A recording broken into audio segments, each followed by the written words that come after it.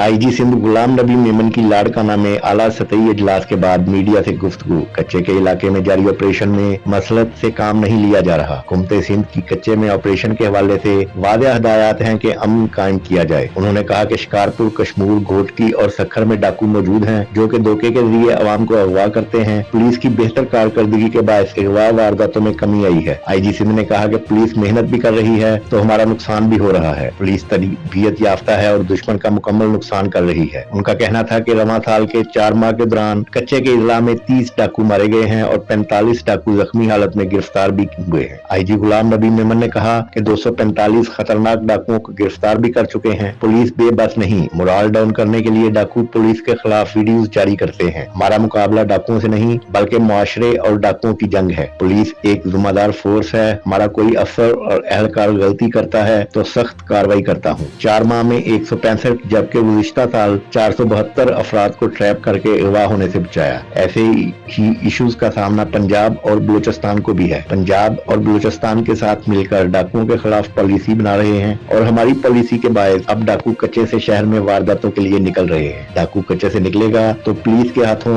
जरूर मारा जाएगा। उनका मजीद कहना था कि हुकूमत हमारे साथ मुकम्मल तावन कर रही है जिससे पुलिस जरूर मुकम्मल तौर पर कामयाब होगी। हमारे शोबा इन्वेस्टिगेशन में कमी है जिन्हें तरबियत दे रहे हैं। स्टेट के सामने कोई भी नहीं टिक सकता। मादी के बड़े बड़े डाकू जो जदीद हथियारों के साथ लेस थे, पुलिस ने उनका खात्मा किया है। उन्होंने दावा किया कि जराइम की दुनिया छोड़ने वाले डाकुओं के साथ ज्यादती नहीं होगी। पुलिस जान नहीं छुड़ा रही, काम कर रही है। जो पुलिस अफसर काम नहीं करना चाहता उसे निकाल रहे हैं। समझता हूं कि इश्यूज हैं लेकिन इसके बावजूद काम कर रहे हैं। 60 से 70% तक केसेस हल किए हैं जो दुनिया की अच्छी फोर्सेस करती हैं। सारंग शहर केस में मुद्दई ने अदालत में मुलजम की शिनाख्त नहीं की तो उसमें पुलिस का क्या कसूर? मुझे अभी तक किसी ने नहीं कहा कि किसी मुजरम को छोड़ दो। हम पर किसी का कोई प्रेशर नहीं और हम पुलिस की वेलफेयर का भी मुकम्मल ख्याल रख रहे हैं।